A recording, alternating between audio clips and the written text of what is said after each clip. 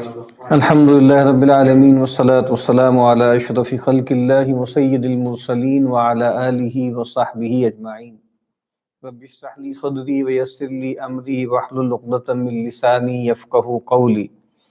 اللہم انفعنا بما علمتنا وعلمنا ما ينفعنا وزدنا علما۔ اللہم لا سہل الا ما جعلتہ سہلا وانت تجعل الحزن اذا شئت سہلا، آمین یا رب العالمین۔ کتاب الصبر والشکر کا ہم نے کل آغاز کیا تھا، اور شروع میں امام صاحب نے فضیلت بیان کی تھی۔ قرآن مجید کی چند آیات کے ذریعے کچھ مرفوع احادیث اور اس کے بعد کچھ آثار سلف کے حوالے سے۔ پھر اس کے بعد جو اگلی ہیڈنگ ہے وہ بیان حقیقت الصبر و معناہ۔ اس میں امام صاحب نے اپنا جو ہم کہہ سکتے ہیں سکیمہ بیان کیا تھا، اور وہ کیا ہے کہ سب سے پہلے وہ معارف آتے ہیں، اس کے بعد پھر احوال ہیں، اس کے بعد اعمال۔ اب وہ کہتے ہیں کہ صبر وہ نہیں ہو سکتا جب تک کہ ہم یہ جان نہ لیں کہ اس کی حقیقت کیا ہے۔ جب تک اس کی حقیقت کے بارے میں ہم آگاہ نہیں ہوں گے، اس وقت تک اس کی فضیلت بھی ہم پر منکشف نہیں ہوگی۔ اب وہ کہتے ہیں کہ صبر وہ عبادت ہے اس بات کے جاننے سے کہ ہم یہ جانیں کہ فرشتوں، انسانوں اور بہائم میں آپس میں کیا تعلق ہے۔ اور وہ یہ کہتے ہیں کہ جو صبر ہے وہ انسانوں کی خاصیت ہے، بہائم اور ملائکہ میں اس کا تصور نہیں کیا جا سکتا۔ دیکھیں امام صاحب یہاں جو بحث اٹھانے لگے ہیں، یہ وہ چیز ہے جس کو تمام روایتی تہذیبوں میں، تمام روایتی معاشروں میں ایک تصور پایا جاتا تھا، اور وہ تھا، اس کو کہا جاتا ہے the great chain of being۔ ہم جو 21ویں صدی میں ہیں، اور پچھلے آپ سمجھ لیں 200-250 سال کا جو ہمارا تجربہ ہے، ہمارے سے مراد امت مسلمہ کہہ لیں، پوسٹ کولونیل سوسائٹیز کہہ لیں، پورا گلوب کہہ لیں، وہ بہت مختلف ہے اس سے جو اس سے پہلے کی دنیا تھی۔ آج سے آپ سمجھ لیں 400-450 سال پہلے کی جو دنیا تھی، اس عہد کو کہا جاتا ہے کہ وہ میڈیول ایج تھا، یا مڈل ایجز بھی کہتے ہیں، اس کو کرسچن ایرا بھی کہتے ہیں، اس کو ایج آف بیلیف بھی کہتے ہیں۔ اور جب جدید لوگوں نے مابعد انلائٹنمنٹ کے مفکرین نے جب پیچھے مڑ کے اس عہد کو دیکھا، تو انہوں نے اس کا ایک جیسے نیگیٹو اور ایک ڈیروگیٹو، یا آپ کہہ لیں کہ پیجوریٹو اصطلاح اس کے لیے استعمال کی، اور وہ کیا تھی؟ وہ ڈارک ایجز، یعنی وہ ازمنہ وسطیٰ بھی تھے اور ازمنہ مظلمہ بھی تھے۔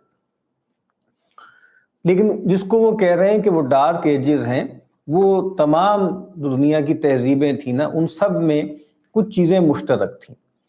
ایک چیز یہ مشترک تھی کہ وہ تمام تہذیبیں مابعد الطبیعاتی اصل پر قائم تھیں، یعنی میٹافزیکل تھیں۔ وہ یہ جو جدید تہذیب ہے، مغربی تہذیب، اس کے بارے میں کہا جاتا ہے کہ یہ قریب کی تاریخ جتنی ہمیں معلوم ہے، اس میں وہ واحد تہذیب ہے جو مادی تہذیب ہے، مٹیریل سویلائزیشن۔ تو ایک چیز جو مشترک تھی وہ یہ تھی کہ اس میں ایک ہائرارکی کا تصور تھا، فرق مراتب تھا، مراتب وجود کا بیان تھا۔ اور اس زمانے میں جو کرسچنز بھی تھے، وہ جو ڈپکشن ان کی آتی تھی، ان کی جو نقشے وہ بناتے تھے، ان کی جو کازمولوجی ہوتی تھی، تو کازمولوجی میں اوپر وہ ہیون ہوتی تھی، درمیان میں ارتھ ہوتا تھا، اور اس کے بعد پھر وہ ہیل تھی۔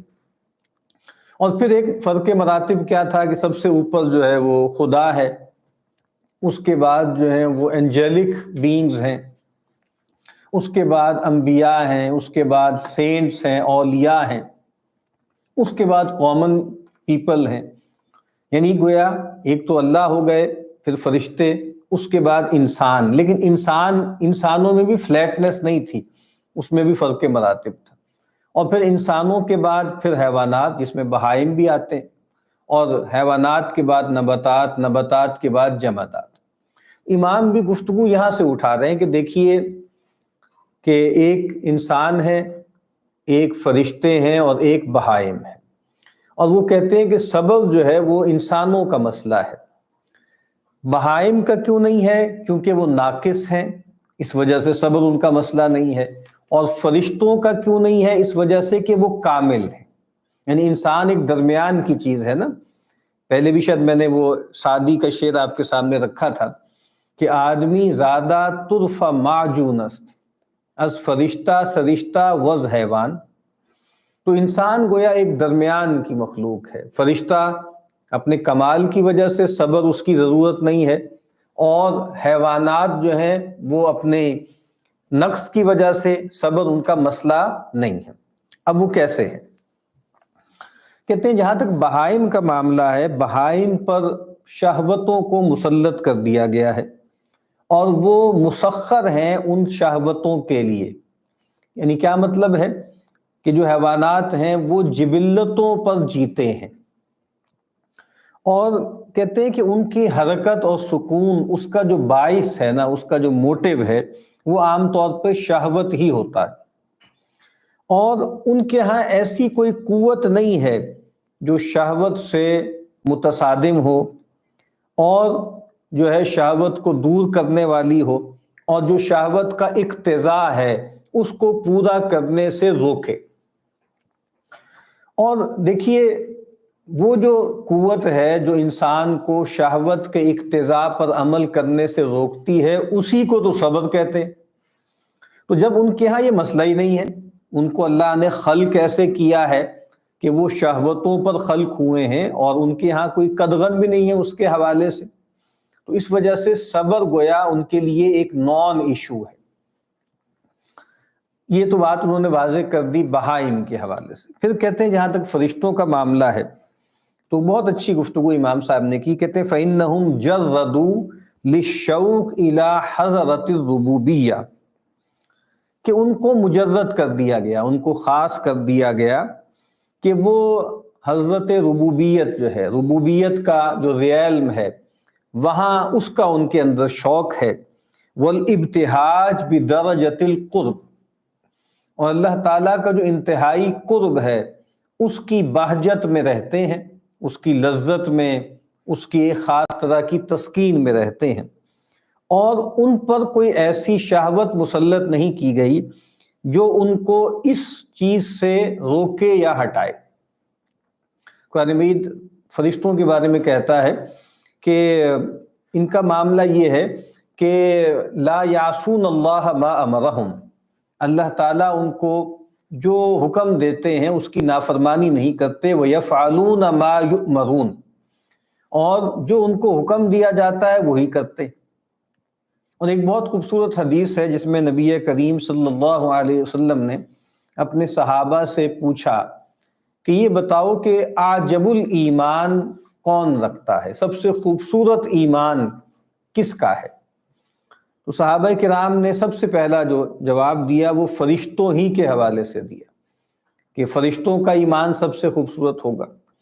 تو اللہ کے نبی صلی اللہ علیہ وسلم نے فرمایا کہ وہ کیسے ایمان نہیں لائیں گے، وَهُمْ عِنْدَ رَبِّهِمْ، وہ تو اپنے رب کے حضور میں ہیں، اس کے قرب میں ہیں، اور وہ جو مقام قرب ہے اس کے معاملے میں یہ بات کہی جاتی ہے اور ٹھیک کہی جاتی ہے کہ وہاں تو اگر ابلیس بھی ہو، اگر وہاں فرعون بھی ہو، اگر وہاں پر ابو جہل بھی ہو، تو وہ وہاں جو ہے وہ بھی اللہ کو مان لے، اللہ کی بات جو ہے وہ اس کو قبول کر لے۔ ابلیس کا نام میں نے جیسے روی میں لے دیا، بعد ابلیس کا قصہ مختلف ہے، یعنی باقی جو لوگ ہیں اس کے ساتھ تو بالکل کیس ہی الگ ہے نا، اللہ تعالیٰ نے اس کو ایک خاص جو ہے مہلت دے رکھی ہوئی ہے، لیکن باقی یہ بات ٹھیک ہے کہ وہ جو مقام ہے ایسا کہ جہاں کوئی بھی ہوگا تو وہ اللہ تعالیٰ کی اطاعت ہی کرے گا۔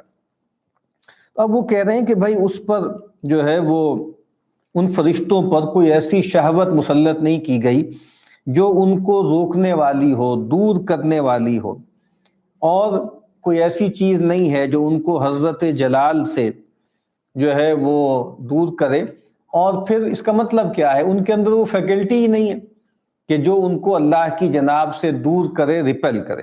اسی لیے ایک اور تصور ہمارے یہاں یہ ہوتا ہے، اسی کو کہنے کا ایک اور انداز ہوتا ہے کہ فرشتوں کے اندر گویا نفس نہیں ہوتا، نفس نیگیٹو معنوں میں، یعنی وہ جو نفس امارہ ہے نا وہ ان کے اندر نہیں ہوتا۔ اور گویا حیوانات میں نفس ہی ہوتا ہے، جبلتیں ہی ہوتی ہیں، شہوتیں ہی ہوتی ہیں، اور فرشتوں میں گویا یہ والی آپ سمجھ لیں کہ یہ فیکلٹی یا یہ اس کی استعداد ان میں نہیں ہوتی۔ اب وہ کہتے ہیں جہاں تک انسان کا معاملہ ہے تو کہتے ہیں انسان اپنی بالکل ابتدائی جو اس کا آپ کہہ رہے ہیں کہ شیر خارگی کی عمر ہوتی ہے اس میں وہ ناقص ہوتا ہے، کمزور ہوتا ہے، اور ایک مشابہت اس کی جو ہے وہ بہائم کے ساتھ ہوتی ہے۔ اور کیونکہ انسان کا جو بچہ ہوتا ہے نا وہ بھی شہوتوں ہی پر گویا آپ سمجھ لیں آپریٹو ہوتا ہے، اس کی شخصیت اسی کے مطابق چلتی ہے۔ بالکل شروع میں کیا ہوتی ہے؟ شہوت الغذا الذی ہوا محتاج الیہ، کہ وہ شہوت غذا ہے جس کا وہ محتاج ہوتا ہے۔ یعنی ظاہری بات ہے انسان کا بچہ ہے، وہ روتا ہے اور اس کو ماں کا دودھ چاہیے، اس کے لیے وہ پکارتا ہے، تو یہ گویا اس کا پہلا تعارف ہوتا ہے۔ اور پھر کہتے ہیں امام صاحب کہ یہاں مجھے یاد آ رہا ہے ایک الجیرین مفکر ہے مالک بن نبی، انہوں نے بھی ایک تصور اس طرح کا قائم کیا ہے کہ دیکھیں انسان کی جو شخصیت ہے نا، انسان جب سب سے پہلے جو بچہ ہوتا ہے نا تو بچے کا جو تعارف ہوتا ہے جس چیز سے وہ تھنگ ہوتی ہے، وہ کوئی چیز ہوتی ہے، یعنی ماں کا سینہ بھی اس کے لیے ایک چیز ہے، یا کوئی کھانے کی چیز بھی اس کے لیے ایک چیز ہے۔ جب انسان تھوڑا سا بڑا ہوتا ہے تو پھر اس کے لیے انسانوں کا تصور پیدا ہوتا ہے، اس کو پتہ لگتا ہے کہ یہ ماں ہے، یہ باپ ہے، یہ بھائی ہے۔ اور پھر جب انسان کا شعور اور بلند ہوتا ہے تو پھر وہ آئیڈیاز کی طرف جاتا ہے۔ تو انہوں نے ایک ہائرارکی قائم کی کہ سب سے پہلے تھنگز، اس کے بعد گویا ہیومنز کہہ لیں آپ، اور اس کے بعد جو اگلا مرتبہ ہے وہ کس کا ہے؟ وہ آئیڈیاز کا ہے، وہ تصورات کا ہے۔ تو بہرحال یہاں امام یہ کہہ رہے ہیں کہ جو انسان کا بچہ ہوتا ہے ابتداً گویا اس کے اندر شہوت غذا ہوتی ہے، پھر اس کے بعد کہتے ہیں اس کے اندر شہوت اللعب پیدا ہوتی ہے، یعنی جب بچہ تھوڑا بڑا ہوتا ہے تو کھیل اور تماشا وہ چیزیں آتی ہیں، والزینہ، اس کے بعد زینت کی شہوت سامنے آتی ہے، بننے سورنے کی آتی ہے۔ اس میں بھی آپ کو معلوم ہے کہ بیبی بوائے اور بیبی گرل میں ابتدا ہی سے فرق ہوتا ہے، یعنی بچیوں کے اندر اور طرح کے احساسات ہوتے ہیں، لڑکوں کے اندر اور طرح کے ہوتے ہیں۔ کبھی آپ دیکھیے کہ ان کے جو کھلونے جس نوعیت کے ہوتے ہیں اس سے بھی فرق معلوم ہو جاتا ہے ان کی شخصیت کی ساخت کا۔ اس کے بعد کہتے ہیں پھر نکاح کی شہوت پیدا ہوتی ہے، یعنی جنس کی شہوت پیدا ہوتی ہے الترتیب، یعنی وہ کہہ رہے ہیں غذا کی شہوت، پھر اس کے بعد کھیل کی شہوت، پھر زینت کی، پھر اس کے بعد جنس کی شہوت۔ اور کہتے ہیں وَلَيْسَ لَهُ قُوَّةُ الصَّبْرِ الْبَتَّةَ، کہتے ہیں جب انسان بچہ ہے ابھی اور بالغ نہیں ہوا ہے تو گویا اس کے اندر صبر والی شہوت کم ہوتی ہے۔ کیوں؟ کیونکہ صبر عبارت ہے کس بات کا؟ اس بات سے عبارت ہے کہ دو لشکر ہیں جو آمنے سامنے ہیں، ایک لشکر آپ کو ایک طرف کھینچ رہا ہے، اس کے مقابل میں ایک دوسرا لشکر ہے جو آپ کو دوسری طرف کھینچ رہا ہے۔ اور کہتے ہیں کہ پھر یہ جو جنگ ہوتی ہے نا یہاں پر صبر اور شکر جیسے اوصاف بروئے کار آتے ہیں۔ اور وہ کہتے ہیں کہ جی سبھی کے اندر چھوٹا بچہ جو شیرخوار بچہ ہے یا 3-4 سال کا بچہ جو ہوتا ہے اس کے اندر بس نہیں ہوتا مگر جند الہوا، اس کے اندر بس ہوا شہوت اس کا لشکر ہوتا ہے جیسے کہ بہائم میں۔ لیکن اللہ تعالیٰ نے اپنے فضل سے اور اپنی جود و کرم کی وسعت سے بنی آدم کو ایک اونچا مرتبہ دی، اکرم بنی آدم وَرَفَعَ دَرَجَتَهُمْ عَنْ دَرَجَةِ الْبَهَائِمِ، اللہ تعالیٰ نے ان کا اکرام کیا، وَلَقَدْ كَرَّمْنَا بَنِي آدم۔ تو مطلب وہ کہہ رہے ہیں کہ من وجہ مشابہت ہوتی ہے، بالکل حیوانوں جیسی نہیں ہوتی، یعنی بالکل 1.5-2 سال کا بچہ بھی ہے اس کے اندر بھی ایک ہوتا ہے خیال۔ اور آپ کو پتہ ہے نا کہ یعنی مائیں بالکل چھوٹی عمر میں بچوں سے کیا کہتی ہیں کہ بیٹا تم اگر یہ کرو گی تو میں ناراض ہو جاؤں گی، ابو ناراض ہو جائیں گے، اگر تم یہ ضد کرو گے تو ہم دیکھتے ہیں کہ وہ اس شہوت کو چھوڑ دیتا ہے نا پیچھے. تو یہ جو مشابہت وہ امام صاحب بھی کہہ رہے ہیں نا، وہ من وجہن ہے، مکمل طور پر نہیں ہے. انسان کا بچہ بہت چھوٹی عمر میں بھی کرامت رکھتا ہے، بہت چھوٹی عمر میں بھی اس کے اندر ایسی اخلاقی حس ہوتی ہے جو ظاہری بات ہے کہ جانوروں میں نہیں ہوتی. تو کہتے ہیں اس وجہ سے اللہ تعالیٰ نے اس کو بہائم پر درجہ دیا ہے. اور پھر کہتے ہیں کہ جب انسان کا بچہ بلوغ سے قریب ہوتا ہے تو اللہ تعالیٰ گویا اس پر مقرر کر دیتے ہیں 2 فرشتے. اب یہ کیا ہے؟ یہ ایک گویا آپ سمجھ لیں، ہم اس کو کہہ لیں ایک طرح سے یہ ایک اینثروپولوجی بھی ہے جو امام صاحب بتا رہے ہیں. انسان کیا ہے، انسان کی ساخت کیا ہے، اس کے حوالے سے کیا باتیں ہو رہی ہیں. تو کہتے ہیں ایک فرشتہ جو ہے احدہما یہدیہ والآخر یقویہ. یہ بہت اہم مضمون ہے جو امام بیان کر رہے ہیں. ایک فرشتہ اس کی رہنمائی کرتا ہے اور دوسرا فرشتہ اس کو قوت فراہم کرتا ہے. تو اس سے کیا ہوتا ہے کہ ان 2 فرشتوں کی اعانت کی وجہ سے وہ جو بچہ ہے انسان کا، جو ابھی ذرا آہستہ آہستہ جو ہے وہ بلوغت کی طرف جا رہا ہے، وہ فرشتوں سے یعنی وہ بہائم سے کہیں ممتاز ہو جاتا ہے، اونچا ہو جاتا ہے. اور انسان کا جو بچہ ہے اس کے اندر 2 چیزوں کی معرفت پیدا ہو جاتی ہے. یہ بہت اہم بحث ہے. اور یعنی 2 صفت ایسی اس کے اندر صفات ایسی پیدا ہوتی ہیں جس سے وہ بہائم سے بہت برتر ہو جاتا ہے. ایک کیا ہے؟ معرفت اللہ تعالی و معرفت رسولہ، اللہ کی معرفت اور اس کے رسول صلی اللہ علیہ وسلم کی معرفت. یہ ہم تو اپنے حوالے سے پیغمبر کا ذکر کر رہے ہیں، ورنہ یہ یونیورسل بیانیہ ہے جو امام بیان کر رہے ہیں. یعنی اس کا تعلق گویا یہ ابن آدم کے بارے میں بیان کر رہے ہیں، یہ امت محمدیہ کی بحث نہیں ہے. کیونکہ دیکھیں اللہ کا تعارف ہمیشہ وحی کے ذریعے ہی ہوتا ہے جو صحیح تعارف ہوتا ہے. اور چونکہ ہمیں یہ پتہ ہے نا کہ جو انسانیت کا آغاز ہے اور نبوت کا آغاز ساتھ ہی ہے، یعنی انسانیت اور اللہ تعالیٰ کی جو صفت ہدایت، یعنی صفت تخلیق اور صفت ہدایت، یہ جڑواں ہیں، یہ ساتھ ساتھ ہیں. بندوں کی ریفرنس سے میں عرض کرتا ہوں. تو مطلب اللہ تعالیٰ کا تعارف اصلاً جو صحیح ہوتا ہے، کامل ہوتا ہے، وہ کسی پیغمبر ہی کے ذریعے ہوتا ہے. یہ ایک الگ بحث ہے کہ بعد میں جب وہ پیغمبر دنیا سے چلا جاتا ہے اور ایک مدت گزر جاتی ہے تو چیزیں جو ہیں وہ فیڈ اوے ہو جاتی ہیں. تو قرآن مجید ہمیں یہی بتاتا ہے. اس وقت جو موجودہ جو بھی آپ سمجھ لیں کہ ہسٹری آف ریلیجنز پر بحث ہوتی ہے یا ایکیڈیمک اسٹڈی آف ریلیجن جو بھی ہوتی ہے، اس میں عام طور پہ زیادہ تر جو تھیریز ہیں نا، وہ زیادہ تر تھیریز یہ ہیں کہ انسانیت کا آغاز جو ہے وہ شرک سے ہوا تھا، اندھیرے سے، گمراہی سے، کفر سے ہوا تھا، اور اس کے بعد پھر آہستہ آہستہ با ہٹ اینڈ ٹرائل انسان جو ہے وہ توحید کی طرف اور ایمان کی طرف آیا. تو دیکھیں ہمارے پاس ایک کسوٹی موجود ہے.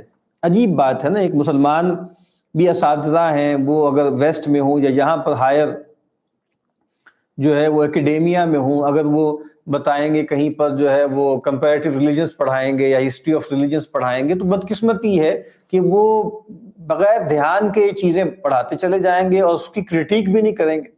تو ہمارے پاس ایک ٹیکسٹ موجود ہے نا جو تمام علوم پر ایک حکم ہے، یعنی وہ مہیمن ہے. وہ مہیمن صرف پرانی کتابوں پر تو نہیں ہے نا، قیامت تک آنے والی تمام کتابوں پر. ظاہر بات ہے الہامی کتاب تو اب کوئی نازل نہیں ہونی نا. قیامت تک آنے والی جو بھی ہیومن کنسٹرکٹس ہیں، جو بھی مین میڈ آپ سمجھ لیں اسکیماز ہیں، جو ویوز ہیں، جو تھیریز ہیں، اس پر ہمارے پاس ایک نص موجود ہے، ایک کتاب موجود ہے، اور وہ کیا ہے؟ وہ مہیمن ہے. تو ہم اس کی روشنی میں دیکھیں گے نا. تو قرآن مجید نے کیا کہا؟ کان الناس امۃ واحدہ، تمام لوگ ایک ہی امت تھے. اور اس کے بعد پھر مفسرین کہتے ہیں اس کے بعد ایک لفظ محذوف ہے. کان الناس امۃ واحدہ، تمام انسان ایک ہی امت تھے، اور وہ کیا تھی؟ وہ اللہ کو ماننے والی امت تھی نا، توحید پرست لوگ تھے. فاختلفوا، اس کے بعد انہوں نے اختلاف کیا. یہ محذوف ہے. پھر کیا ہے فَبَعَثَ اللَّهُ النَّبِيِّينَ مُبَشِّرِينَ وَمُنذِرِينَ، تو پھر اللہ تعالیٰ نے باقاعدہ نبی بھیجے وحی کے ساتھ، شریعت کے ساتھ، بشارت دینے والے اور خبردار کرنے والے۔ تو بہرحال بات یہاں سے نکلی تھی کہ امام صاحب کہہ رہے ہیں کہ انسان کا بچہ وہ جب تھوڑا سا بڑا ہوتا ہے تو اس کے اندر ایک بہت اہم وصف یہ پیدا ہوتا ہے کہ وہ اللہ کی معرفت سیکھ لیتا ہے اور پھر رسول کی معرفت بھی سیکھ لیتا ہے۔ نمبر 1، وَمَعْرِفَةُ الْمَصَالِحِ الْمُتَعَلِّقَةِ بِالْعَوَاقِبِ، اور ان مصالح کی معرفت جو عواقب سے متعلق ہیں۔ یہ بہت ہی اہم بات ہے، یعنی انسان میں اور جانور میں فرق ایک بہت بڑا یہ ہے، عواقب کا کچھ نہ کچھ خیال حیوانوں میں بھی ہے، ایسا نہیں ہے کہ ان کے ہاں نہیں ہے، لیکن وہ بہت لمیٹڈ سا ہوتا ہے۔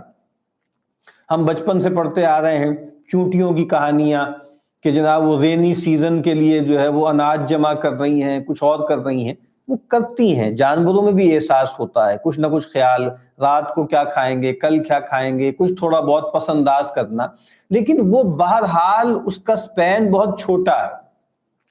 اور آگے امام صاحب بھی یہ بات بتائیں گے کہ انسانوں میں اور حیوانوں میں جو ایک بہت بڑی چیز ممیز کرنے والی ہے وہ یہ ہے کہ انسان بیک وقت 3 زمانوں میں جیتا ہے۔ حال میں وہ جیتا ہے لیکن زیادہ تر اس کی زندگی ماضی اور مستقبل کے حوالے سے گزر رہی ہوتی ہے۔ تو بہرحال حیوانوں میں یہ والا جو آئیڈیا ہے ٹائم کا، یہ بہت ہی ویگ ہوتا ہے، بہت پریمیٹیو ہوتا ہے، بہت سادہ ہوتا ہے، کمپلیکس نہیں ہوتا۔ تو یہ جو عواقب ہے نا، اور ہم آگے جا کے دیکھیں گے عقل نام ہی اس چیز کا ہے، عقل کہتے ہی اس کو ہے، جو چیزوں کے عواقب پر نگاہ کرے، جس کو معال بھی کہتے ہیں۔ کام اچھا ہے وہی جس کا کہ معال اچھا ہے۔ تو عقل اس فیکلٹی کو بھی کہتے ہیں جو چیزوں کے معال یا عواقب پر نگاہ کرے، نتائج کو دیکھے۔ حیوانات کے ہاں وہ نتائج بہت قریبی ہوتے ہیں، جبکہ انسانوں کے ہاں وہ نتائج بہت دور کے ہوتے ہیں۔ بہرحال اور کہتے ہیں یہ سب جو ہے وہ اس فرشتے کی طرف سے فیضان ہوتا ہے کہ جو ہدایت اور معرفت جو ہے وہ دیتا ہے۔ تو کہتے ہیں کہ فَالْبَهِيمَةُ لَا مَعْرِفَةَ لَهَا وَلَا هِدَایَةَ إِلَىٰ مَصْلِحَةِ الْعَوَاقِبِ، یہ جو بہائم ہوتے ہیں نا، ان کے ہاں نہ تو اس طرح کی معرفت ہے اور نہ ہی اس کے اندر اس طرح کی ڈسائفر کرنے کی صلاحیت ہے کہ وہ عواقب کی مصلحت کو دیکھے، بلکہ کیا ہوتا ہے کہ وہ اپنی شہوتوں کے مقتضا پر زندگی بسر کرتے ہیں، فی الحال فقط حال میں، اور بس تھوڑا قریبی مستقبل میں۔ فَلِذَلِكَ لَا تَطْلُبُ إِلَّا اللَّذِيذَ، امام کہتے ہیں اسی وجہ سے جو حیوانات ہوتے ہیں نا، بس وہ لذیذ ہی کے طالب ہوتے ہیں۔ اور کبھی آپ غور کیجئے گا، جب جدید آدمی نے انسان کی تعریف بدل لی، انسان کی جینیالوجی بدل لی، اور اس کو آدم کی جگہ، آدم جس کے بارے میں کہا نا کہ God has made Adam in its own image، اور قرآن مجید نے کیسے کس شان سے آدم کا تذکرہ کیا، فَإِذَا سَوَّيْتُهُ وَنَفَخْتُ فِيهِ مِن رُوحِي فَقَعُوا لَهُ سَاجِدِينَ، فرشتوں سے کہہ رہے ہیں۔ اس کی جگہ جب آپ نے ایک ایپ کو رکھ دیا، ایک بندر کو رکھ دیا، تو آپ خود سوچئے نا کہ انسان کا تعارف کتنا بدل گیا۔ اور آج کا جو جدید آدمی ہے وہ تو یہی کہتا ہے نا کہ انسان بیسیکلی ایک ہیڈونسٹک بینگ ہے، وہ مستقل بس لذتوں کے درپے ہے، یعنی human being is basically a pleasure seeking animal, not a being but an animal۔ تو یہ جو آپ دیکھیے نا، وہ کہتے ہیں کہ بہائم بس لذتوں کا طالب ہوتا ہے۔ تو یہی کیا گیا نا، یہی کیا ہے انہوں نے کہ انسان کو بھی بہائم ہی کی سطح پر اتار دی۔ بہرحال تو کہتے ہیں کہ جو دوا ہوتی ہے نا، دوائے نافع ہوتی ہے، وہ حال میں مضر ہوتی ہے۔ تو وہ جو حیوان ہوتا ہے نہ اس کو طلب کرتا ہے، نہ اس کی معرفت رکھتا ہے۔ یہ تو دیکھیں جب انسان جانوروں کو ڈومیسٹیکیٹ کرتا ہے نا، تو وہ پھر ان کی مصلحتوں کا خیال رکھتا ہے. آج کل تو آپ کو معلوم ہے کہ جناب جو پیٹ فوڈ ہوتا ہے یا اینیمل فوڈ ہوتا ہے بہت مہنگا ملتا ہے. ان کی جناب الگ نخرے ہیں، ان کے لیے الگ جو ہے وہ ڈاکٹرز بھی ہیں، ہاسپٹلز بھی ہیں مغرب میں. تو یہ کون کر رہا ہے؟ یہ حیوانات تو نہیں کر رہا ہے نا اپنے لیے. حیوانات کو اگر آپ ان کی نیچرل ہیبیٹیٹ میں چھوڑ دیں تو وہ کوئی ٹن فوڈ تو نہیں کھائیں گے، وہ کوئی ہسپتالوں میں جا کے ٹیکے تو نہیں لگوائیں گے. یہ تو ایک عجیب تماشا ہے نا کہ آپ نے ان کو ڈومیسٹیکیٹ کر دیا ہے، تو وہ جو سارے کام آپ انسانوں کے ساتھ کرتے تھے وہ سارے کام آپ نے مصنوعی طور پہ جانوروں کے ساتھ کیے، ورنہ جانوروں کا اس سے کیا لینا دینا. تو بہرحال یہ بھی غور کرنے کی بات ہے. تو وہ کہتے ہیں کہ جی تو دوائیں نافع جو ہوتی ہے نا وہ حال میں تو مضر ہوتی ہے، اس وجہ سے جو ہے چونکہ حال میں مضر ہوتی ہے، مضر کا مطلب کیا ہوتا ہے؟ کڑوی ہوتی ہے، تکلیف ہوتی ہے، اس وجہ سے جو ہے حیوان اس کو طلب نہیں کرتا، نہ ہی پہچانتا ہے. تو کہتے ہیں انسان جو ہے وہ اس نور ہدایت کی وجہ سے یہ بات جان لیتا ہے انا اتباع شہوات، کہ شہوات کی پیروی کیا ہے؟ لہو مغبات مکروہا فی العاقبہ، کہ شہوات کی پیروی جو ہے وہ عاقبت کے اعتبار سے اس کے بہت ہی ناپسندیدہ نتائج نکلیں گے. اب آگے جو امام صاحب بحث کرنی یہ بتا رہے ہیں کہ انسان کا بچہ جب بڑا ہوتا ہے تو اللہ تعالیٰ کی طرف سے 2 فرشتے اس پر مقرر ہوتے ہیں. ایک فرشتہ جو ہے وہ معرفت اور ہدایت دیتا ہے اور دوسرا فرشتہ قوت دیتا ہے. پھر بتایا کہ دیکھیں حیوانوں میں یہ چیز نہیں ہوتی، اس وجہ سے ان کے ہاں جس کو ہم بولتے ہیں کہ وہ بطن و فرج کے تقاضوں کے مطابق زندگی بسر کرتے ہیں، لیکن انسان کے اندر یہ چیز ہوتی ہے. لیکن یہ کافی نہیں ہے، معرفت کافی نہیں ہے. اب امام صاحب بتا رہے ہیں، کہتے ہیں کہ جی وَلَكِن لَمْ تَكُنْ هَذِهِ الْهِدَایَةُ کافیہ، یہ ہدایت کافی نہیں ہے. مَا لَمْ تَكُنْ لَهُ قُدْرَةٌ عَلَىٰ تَرْكِ مَا هُوَ مُضِرٌ. کیا اہم بات. کہتے ہیں جب تک انسان میں قدرت نہ ہو نا کہ اس چیز کو دور کر سکے جو اس کے لیے مضر ہے، تب تک وہ انسان جو مضرات ہیں ان سے بچ نہیں سکتا. یہ بہت ہی گہری بات ہے. یہ وہ بات ہے جو سقراط کی سمجھ میں نہیں آئی. جو امام غزالی نے چونکہ ایک روایت میں کھڑے ہوئے ہیں، پوری ان کی اپسٹیم قرآن مجید سے بنی ہوئی ہے، سنت سے بنی ہوئی ہے. ابھی ہم آگے پڑھیں گے تو آپ کو اندازہ ہو جائے. یعنی خیال یہ ہے کہ جیسے ان لوگوں کا کیا قرآن سے لینا دینا. تو آپ اگر پڑھیں گے یہ عبادتیں تو آپ کو پتہ لگے گا کہ پوری ان کا جو درون ہے، ان کی پوری شخصیت گویا قرآن و سنت سے تشکیل پائی گئی. تو میں تذکرہ کر رہا تھا سقراط کا. مطلب سقراط نے کیا کہا؟ اس نے کہا کہ نالج از ورچو، یعنی علم خیر ہے اور جہالت شر ہے. اس سے نتیجہ اس نے یہ نکالا کہ انسان برائی کیوں کرتا ہے، انسان غلط کام کیوں کرتا ہے؟ اس وجہ سے کہ اس کو یہ معلوم نہیں ہے کہ یہ چیز غلط ہے. بس آپ کو اس کی ایپسٹیم کہہ لیں، اس کی جو علمی معاملات ہیں اس کو ٹھیک کر دیں. آپ اس کو بتا دیں بھائی سچ بولنا اچھی بات ہوتی ہے اور جھوٹ بولنا بری بات ہوتی ہے، بس کافی ہے. تو کتنی بڑی بات اس سے مس ہو گئی نا.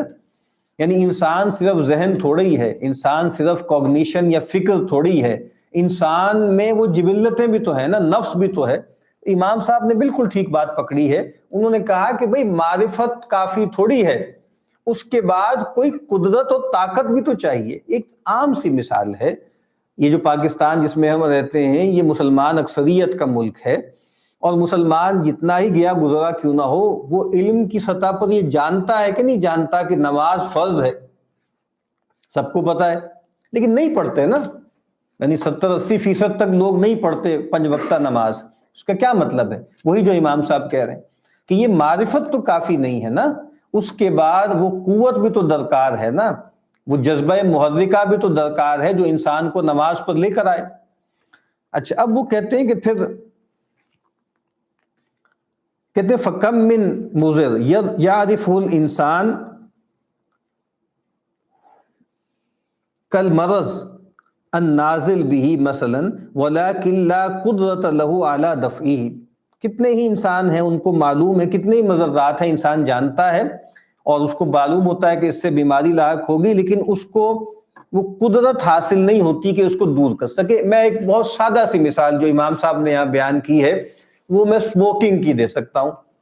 یعنی آپ کو معلوم ہے کہ ہر سگریٹ کے ڈبے پر جو ہے یہ عبارت لکھی ہوتی ہے، smoking is injuries to health, ٹھیک ہے؟ اور اب تو بہت سالوں سے تصویر بھی بڑی خوفناک بنائی بھی ہوتی ہے، لیکن کیا چھوڑ دی لوگوں نے سگریٹ اس کی وجہ سے؟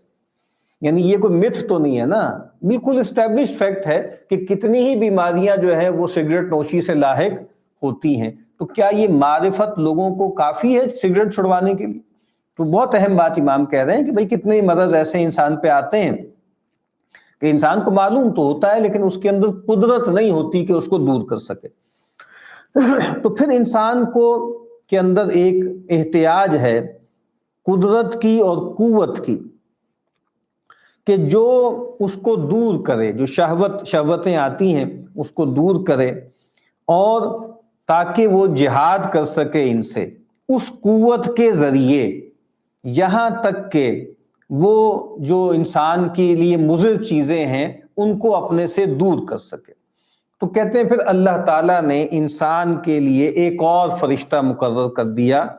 وہ کیا کرتا ہے؟ یسددہ ویؤیدہ ویقویہ بجنود لم تروہا،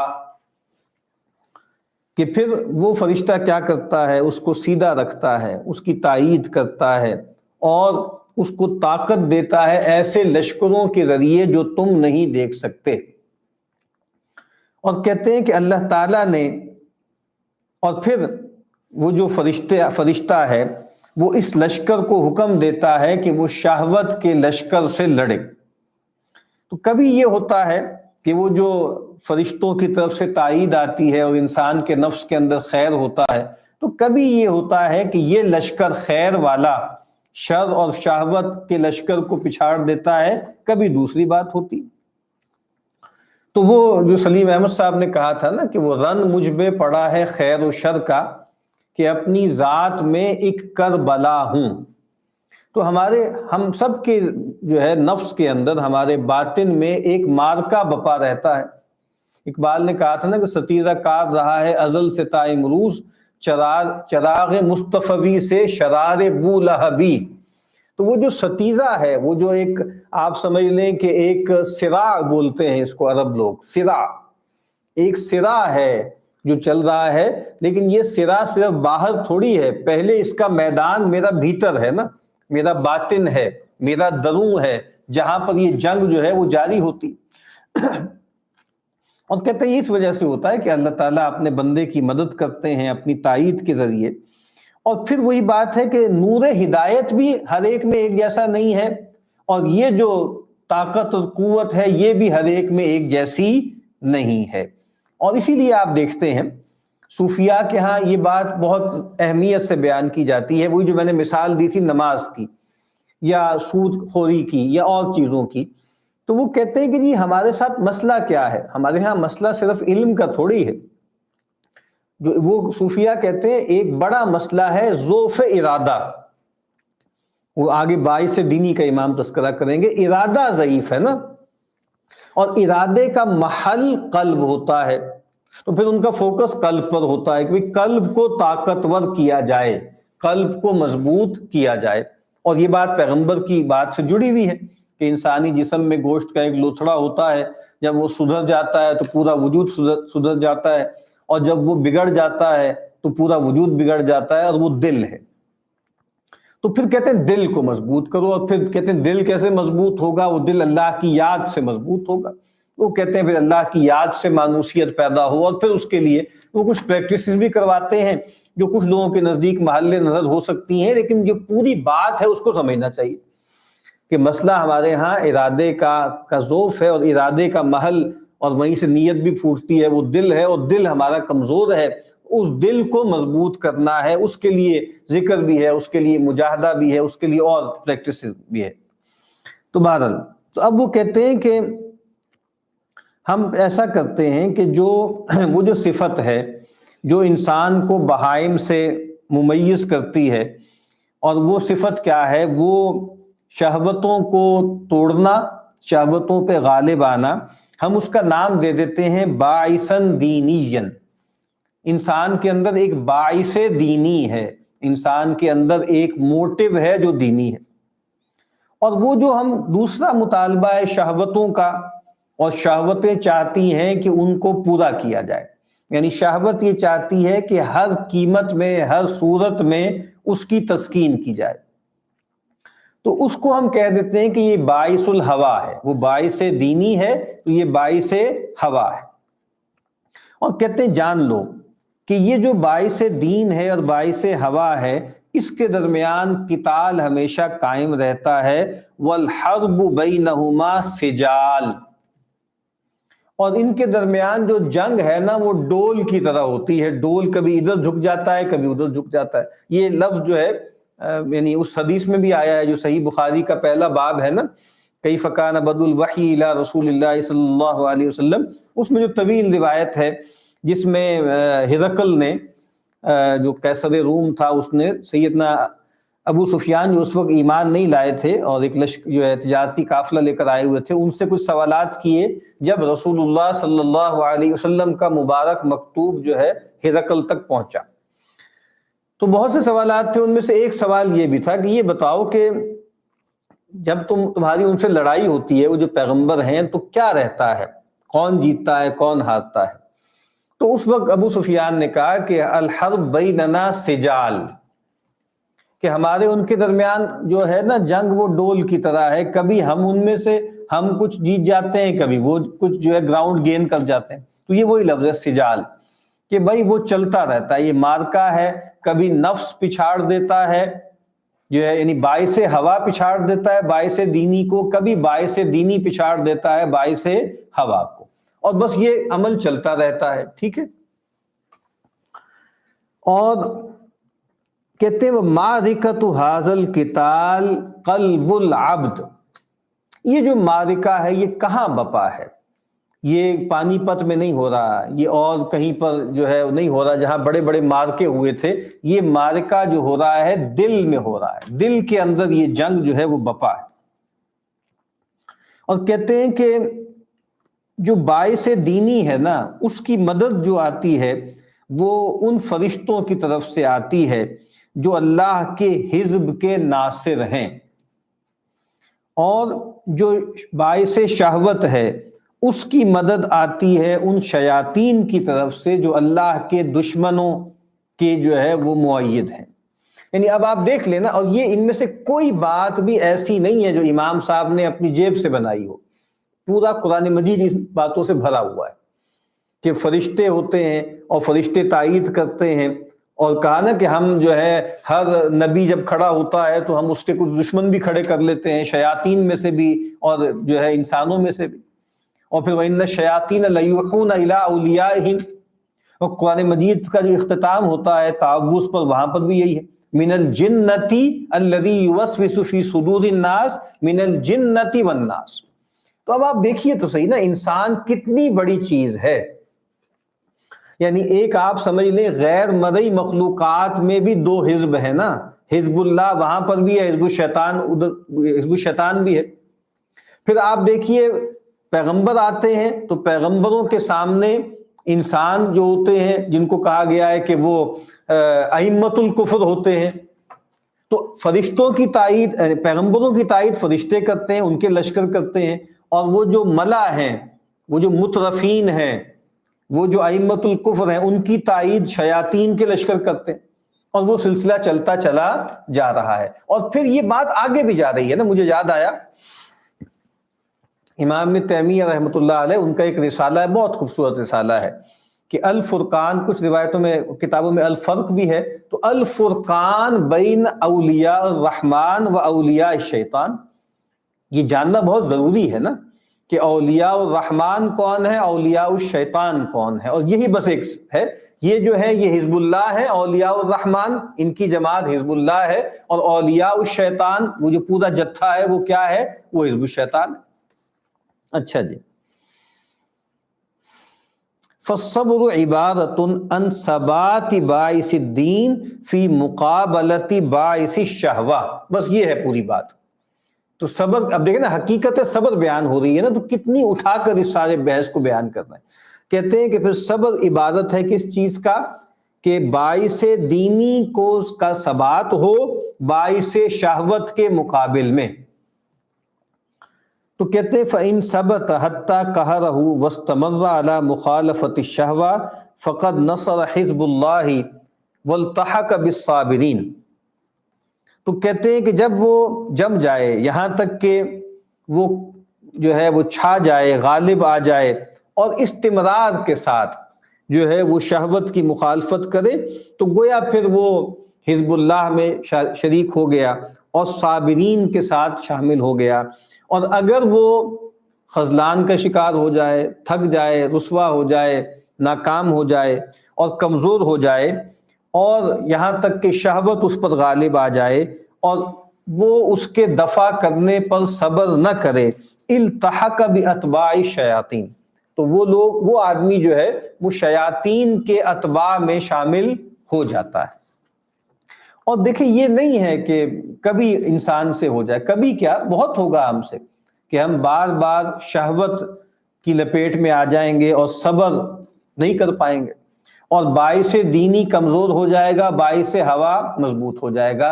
لیکن ایک چیز اگر ہمارے ساتھ لگی رہے جو منجیات کا پہلا باب ہے، اور وہ کیا ہے؟ توبہ.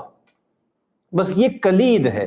یعنی جو بھی فضیلت کا وصف ہے نا، وہ ایک عام آدمی کے لیے جو غیر معصوم ہے اس کے لیے توبہ کے ساتھ ہی ممکن ہے، توبہ کے بغیر ممکن نہیں. قرآن مجید میں ایک جگہ فرمایا نا کہ فَاسْتَقِیمُوا إِلَيْهِ وَاسْتَغْفِرُوهُ، کہ دیکھو اللہ تعالیٰ کی جناب میں اللہ کے لیے استقامت اختیار کرو اور اس کی جناب میں استغفار کرو، مغفرت طلب کرو. تو صبر ہو یا شکر ہو، کچھ بھی ہو، جب تک اس کے ساتھ توبہ اور استغفار نہیں ہے کوئی چیز بھی ممکن نہیں ہے. اسی لیے امام صاحب کہہ رہے ہیں نا کہ اگر استمرار ہو جائے اور پتہ لگے کہ بس وہ مستقل جو ہے باعث ہوا ہی غالب ہو گیا ہے، تو اب وہ آدمی گویا حزب الشیطان میں ہے، اتباع الشیاطین میں ہے. اور ایک آدمی جو من جملہ، یعنی اس کا جس کو ہم بولتے ہیں ریکارڈ اچھا ہے، یعنی اس کے باعث دینی کا ریکارڈ اچھا ہے باعث ہوا کے مقابل میں، تو وہ صالحین میں سے ہے، وہ اولیاء الرحمن میں سے ہے، وہ حزب اللہ میں سے. تو کہتے ہیں پھر یہ بات پتہ لگی کہ ترک الافعال المشتہات عمل یثمرہ حال یسمى الصبر. تو کہا کہ ان افعال کو جو انسان کے اندر اشتہا پیدا کرتے ہیں ان کو چھوڑ دے. اس عمل سے کیا ہوتا ہے؟ ایک حال پیدا ہوتا ہے. اس حال کو کیا کہتے ہیں؟ اس حال کو صبر کہتے ہیں. میں نے پہلے بھی یہ بات عرض کی تھی کہ دین میں جو بھی فضائل کی چوٹیاں ہیں وہ تقریباً ساری کی ساری اعمال بعد میں ہیں، اصلاً وہ احوال ہیں، وہ اسٹیٹ آف بینگ ہے، وہ اسٹیٹ آف ہارٹ ہے. اور وہ کہتے ہیں صبر کیا ہے؟ ہوا ثبات باعث الدین الذی ہوا فی مقابلۃ باعث الشہوہ. تو پھر صبر کیا ہے؟ صبر باعث دین کی فتح ہے باعث شہوت کے مقابلے میں. اور کہتے ہیں کہ یہ جو ثبات باعث دین ہے یہ ایک حال ہے، اور اس سے کیا ہے؟ ایک معرفت بھی پیدا ہوتی ہے. اور معرفت کیا پیدا ہوتی ہے؟ کہ مجھے شہوتوں سے دشمنی کرنی ہے، اور اس بات کی معرفت پیدا ہوتی ہے کہ شہوتوں کی دشمنی اور ان کا ضد، ان کی مخالفت کرنا کیا ہے؟ وہ سعادت کے اسباب میں سے ہے دنیا اور آخرت میں. یعنی جتنا انسان کو یہ یقین ہو کہ دنیاوی اور اخروی سعادت جو ہے وہ صبر کے ذریعے حاصل ہوگی، وہ شہوتوں پر کنٹرول سے حاصل ہوگی، شہوتوں کی تسکین سے نہیں ہوگی، اتنا ہی آدمی میں گویا صبر کی صلاحیت بڑھتی چلی جاتی ہے. اور کہتے ہیں کہ اس سے یہ ہوتا ہے کہ اس کا یقین بھی قوی ہو جاتا ہے، اس کا یقین بڑھ جاتا ہے. یعنی وہ یہ کہہ رہے ہیں کہ صبر کے ذریعے یقین میں اضافہ ہوتا ہے. ان چیزوں میں نا تعلق دو طرفہ ہوتا ہے. یقین سے صبر پیدا ہوتا ہے، اور صبر پر مداومت سے یقین میں اضافہ ہوتا ہے. بس یہ دونوں تعلق جو ہے وہ دو طرفہ ہے. اور کہتے ہیں کہ جب اس کا یقین قوی ہوتا ہے تو اس سے میری مراد کیا ہے کہ وہ معرفت جس کو ہم ایمان کہتے ہیں اور وہ یقین ہے. اور کیا یقین ہے کہ جو شہوت ہے نا، شہوت میری دشمن ہے جو مجھے اللہ کے راستے سے ہٹاتی. یعنی انسان یہ سمجھے کہ بھائی میرے جو دشمن ہیں وہ خارج میں بھی ہیں، لیکن سب سے بڑا میرا دشمن جو ہے وہ نفس امارہ ہے. اور میرے اندر جو جبلتوں کی ہم کہہ لیں نا کہ غیر مختتم ایک طلب ہوتی ہے، یہ پوری ہو جائے پھر یہ پھر یہ پھر یہ پھر یہ. اور جس طرح میں نے پہلے بھی عرض کیا تھا کہ ڈیزائر کے بارے میں بالکل ٹھیک کہا جاتا ہے کہ ہر ڈیزائر کا اینڈ ایک اور ڈیزائر ہوتی ہے. ڈیزائر کی تسکین کبھی ہو نہیں سکتی. ضرورت کی حاجت کی تسکین ہو سکتی ہے، حرص کی تسکین کبھی نہیں ہو سکتی. تو کہا کہ اس سے کیا ہوتا ہے، اس کا جو باعث دینی ہے وہ قوی ہو جاتا ہے. اور پھر جب وہ جو ہے قوی ہو جاتا ہے تو پھر اس کے افعال ویسے ہوتے ہیں کہ جو شہوت کے خلاف ہوں، شہوت کے تقاضے کے خلاف ہوں. اب وہ کہتے ہیں فلا یتم ترک الشہوہ الا بقوت باعث الدین المضاد لباعث الشہوہ. کہتے ہیں ترک شہوت ممکن نہیں ہے مگر کیسے کہ جو باعث دین کی قوت ہے، جو باعث شہوت کی متضاد ہے، اس میں طاقت پیدا ہو. اس کے بغیر یہ بات ہو نہیں سکتی. اور کہتے ہیں کہ وہ قوت المعرفہ والایمان، اور جو معرفت اور ایمان کی قوت ہے وہ کیا کرتی ہے، وہ شہوتوں کے انجام کی قباحت واضح کرتی ہے اور اس کے سوء عاقبت کو سامنے لاتی ہے. اور اسی لیے میں نے عرض کیا ہے نا، اسی لیے تو یہ بتایا جاتا ہے کہ دیکھو اگر تم صبر کرو گے تو یہ انجام تمہارا ہوگا، یہ فضیلتیں تمہیں ملیں گی. اور اگر تم شہوتوں کے پیچھے چلو گے تو یہ انجام ہے، یہ انجام ہے، یہ انجام ہے، یہ انجام ہے. یعنی مثال کے طور پہ رسول اللہ صلی اللہ علیہ وسلم کو معراج کے موقع پر بہت سے اہل جہنم دکھائے گئے کہ یہ سود خور کے ساتھ ہو رہا ہے، یہ شراب خور کے ساتھ ہو رہا ہے، یہ غیبت کرنے والے کے ساتھ ہو رہا ہے. تو یہ کیا ہے؟ یہ شہوتیں ہیں نا ساری. غیبت بھی ایک شہوت ہے نا، مال کی ایک شہوت ہے جیسے بھی حاصل ہو، حلال سے حرام سے، ٹھیک ہے.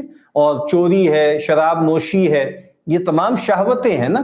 تو انسان اگر ان شہوتوں پہ کنٹرول نہیں کرے گا تو کیا ہوگا، یعنی گویا صبر نہیں کرے گا تو یہ انجام ہو سکتا ہے. تو قرآن مجید بھی نبی اکرم صلی اللہ علیہ وسلم کے فرامین بھی یہی کرتے ہیں نا کہ نیکیوں کے فضائل بیان کرتے ہیں، اس کے اچھے انجام کا اس نے خاتمہ کا بیان کرتے ہیں، اور برائیوں کے جو برے نتائج اور عواقب ہیں ان کا بیان کرتے ہیں. تو کہتے ہیں یہ جو دو فرشتے ہیں نا، یہ اللہ تعالیٰ کی طرف سے مکلف ہیں کہ یہ دو لشکر گویا وہ تیار رکھتے ہیں. اور وہ ان فرشتوں کو کہتے ہیں کہ ان کو کرام الکاتبین کہتے ہیں. اور کہتے ہیں یہ ہر انسان پر اللہ تعالیٰ کی طرف سے موکل ہیں. تو اگر تمہیں یہ بات جان لو کہ جو رتبہ جو ملک ہادی ہے وہ اعلیٰ ہے اس فرشتے سے جو مقوی ہے، تو تم پر یہ بات مخفی نہیں رہے گی کہ جو جانب یمین ہے نا وہ اشرف الجوانب ہے. یعنی دو ہے نا، ایک دائیں اور بائیں ہیں. تو وہ امام صاحب یہ کہہ رہے ہیں، یعنی ان کا وہ یہ کہتے ہیں کہ جو فرشتہ ہے نا، جو ہدایت والا ہے وہ دائیں طرف ہے، اور جو فرشتہ طاقت دینے والا ہے وہ بائیں طرف ہے. تو اور کہتے ہیں کہ الذی ینبغی ان یکون مسلما لہ فہو اذن صاحب الیمین والآخر صاحب الشمال.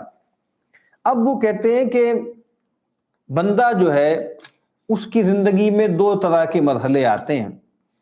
ایک مرحلہ ہوتا ہے فی الغفلۃ والفکر وفی الاسترسال والمجاہدہ. ایک پیر کیا ہے؟ غفلت اور فکر. اور ایک پیر کیا ہے؟ استرسال اور مجاہدہ. ابھی آپ نوٹ کیجئے یہ دونوں انہی دو فرشتوں یا ان دو قوتوں کا بیان ہے. یعنی وہ جو ہدایت والا فرشتہ ہے نا، اگر انسان اس پر جو ہے اس کی بات مانے اور اللہ نے انسان کے اندر جو خیر کا جذبہ رکھا ہے اس کو بروئے کار لائے تو گویا وہ ذکر اور فکر کے مقام پر ہوگا، اور اگر اس کی بات نہیں مانے گا تو غفلت کے مقام پر ہوگا۔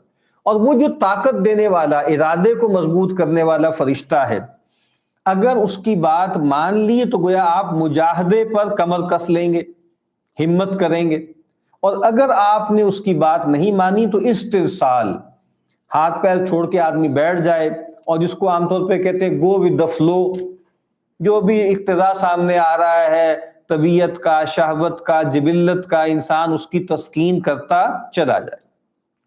تو کہتے ہیں کہ فَهُوَ بِالْغَفْلَةِ مُعْرِضٌ عَنْ صَاحِبِ الْيَمِينِ، جب انسان غفلت کرتا ہے تو گویا وہ جو دائیں طرف والا فرشتہ ہے نا اس سے اعراض کرتا ہے، وَمُسِيءٌ إِلَيْهِ، اور اس کی نافرمانی کرتا ہے، تو پھر وہ فرشتہ کیا کرتا ہے، وہ اس کے اس اعراض کو ایک برائی کے طور پر رجسٹر کر لیتا ہے، لکھ لیتا ہے۔ اور جب وہ تفکر کرتا ہے، تذکر کرتا ہے، اس کا مطلب کیا ہے کہ وہ جو ہدایت والا فرشتہ ہے اس سے استفادہ کرتا ہے، اور پھر وہ محسن ہوتا ہے تو وہ فرشتہ اس کے لیے نیکی لکھ لیتا ہے۔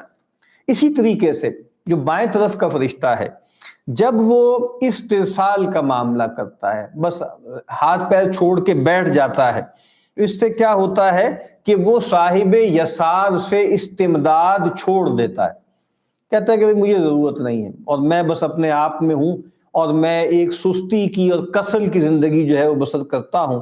تو وہ کیا کرتا ہے، فَهُوَ بِهِ مُسِيءٌ، تو وہ گویا جو فرشتہ ایسا ہے جو طاقت دینے والا ہے، قوت دینے والا ہے، اس کی نافرمانی کرتا ہے، اور پھر وہ اس کے لیے برائی لکھ دیتا ہے۔ اور پھر اگر وہ مجاہدہ کرتا ہے تو مجاہدے کے ذریعے وہ جو دائیں طرف والا فرشتہ ہے وہ گویا اس کی تائید حاصل کر لیتا ہے، اور پھر وہ فرشتہ اس کے لیے نیکی لکھ دیتا ہے۔ اور کہتے ہیں وَإِنَّمَا ثَبَتَتْ هَذِهِ الْحَسَنَاتُ وَالسَّيِّئَاتُ بِإِثْبَاتِهِمَا فَلِذَلِكَ سُمِّيَا كِرَامًا كَاتِبِينَ۔ تو کہتے ہیں کہ یہ جو حسنات و سیئات ہیں نا، ان فرشتوں کے اس بات کی وجہ سے لکھا جاتا ہے، اس وجہ سے ان کو کرامن کاتبین کہا جاتا ہے۔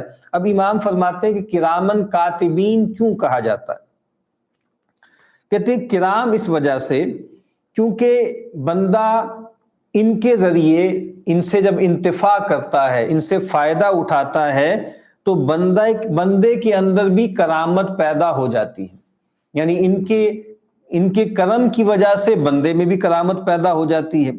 اور یہ بات تو ہمیں معلوم ہے وَلِأَنَّ الْمَلَائِكَةَ كُلُّهُمْ كِرَامٌ بَرَرَةٌ، کہ سارے کے سارے فرشتے کیا ہیں؟ سارے کے سارے فرشتے بہت باعزت ہیں، بہت پاکیزہ وفا شعار ہیں۔ اور ان کو کاتبین کیوں کہتے ہیں، کرامن کیوں کہتے ہیں وہ بتا دیا۔ کرامن کاتبین، تو کاتبون کیوں کہتے ہیں ان کو؟ اس وجہ سے کہ وہ نیکیاں اور برائیاں لکھ دیتے ہیں۔ اور کہتے ہیں کہ یہ جو لکھتے ہیں نا، یہ کہاں لکھتے ہیں؟ کہتے ہیں کہ یکتبان فی صحائف مطویۃ فی سر القلب، یہ جو لکھا جا رہا ہے نا، یہ قلب کے اندر، اس کے باطن میں یہ رجسٹر لپٹے ہوئے پڑے ہیں۔ سکرولز ہوتے تھے نا، سکرولز پرانے زمانے میں لکھ لکھ کے آپ اس کو سکرول کرتے ہیں۔ قرآن مجید نے کہا نا وَالسَّمَاوَاتُ مَطْوِيَّاتٌ بِيَمِينِهِ، ایک آیات متشابہات میں سے ہے کہ آسمان گویا اس کے دائیں ہاتھ پر لپٹے ہوئے ہوں گے۔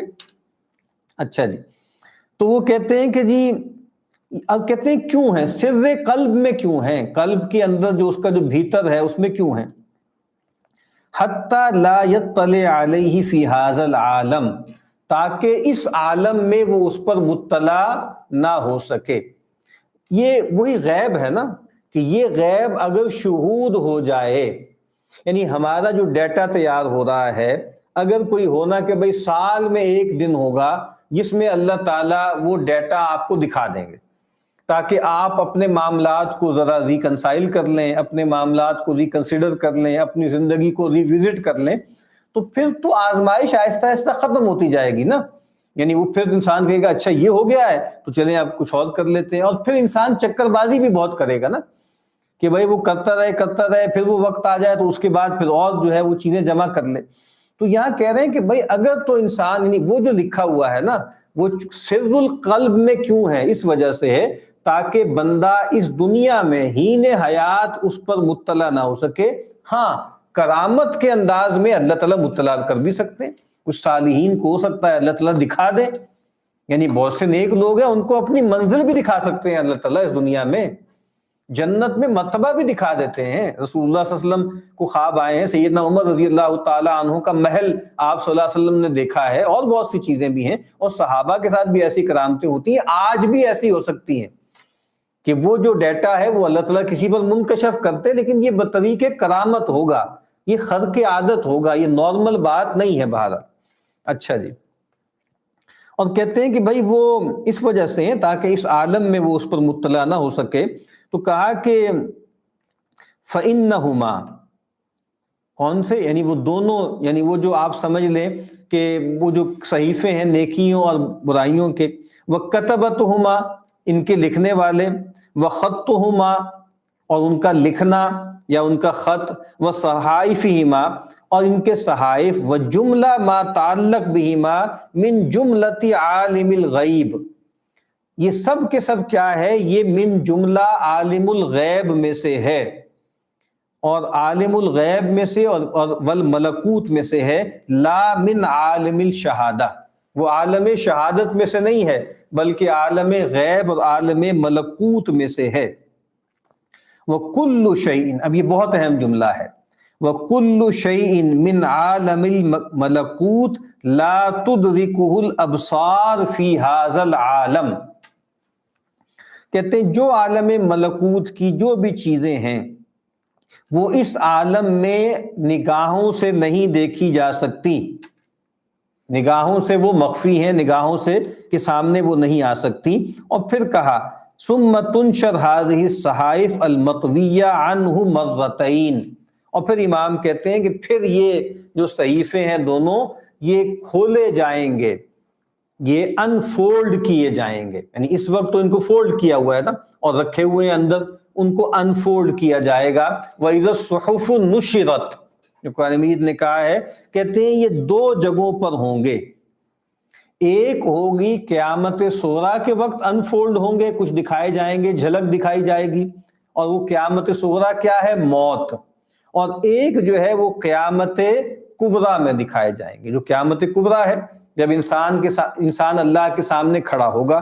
اب آگے امام صاحب اس کی تھوڑی سی تفصیل بیان کریں گے کہ بھائی وہ قیامت صغریٰ یعنی موت کے وقت کیا ہوگا، اور قیامت کبریٰ یعنی جب انسان اللہ کی جانب میں قیام کرے گا، جب دنیا ختم کرنے کے بعد دوبارہ اللہ تعالیٰ دوسری مرتبہ جو ہے وہ حکم دیں گے، سور میں پھونکا جائے گا، فَإِذَا هُمْ قِيَامٌ يَنظُرُونَ، اس کا نقشہ انشاءاللہ ہم کل پڑھیں گے۔ وآخر دعوانا ان الحمد للہ رب العالمین۔